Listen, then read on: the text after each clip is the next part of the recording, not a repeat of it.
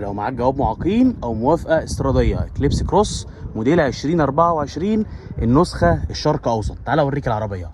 العربيه ما فيهاش حساسات قدام ولا ورا، لكن فيها عندك هنا اضاءه LED، عندك الجنوط، عندك نظام مانع التصادم، عندك البصمه الخارجيه، عندك كمان الفوميه للازاز الجانبي والخلفي. ادي العربيه اهي.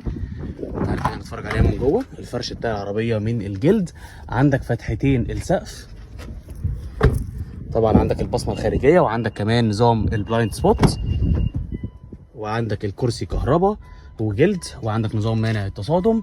ادي العدادات، وعندك المثبت السرعه والبدل شيفتر والستارت ستوب والشاشه والكاميرا الخلفيه والمرايه الاوتو ديمنج والتكييف المنطقتين والسخانات للكراسي اللي قدام، وكمان الدفع الرباعي. طيب العربيه دي اجيبها لك لحد السويس بكام؟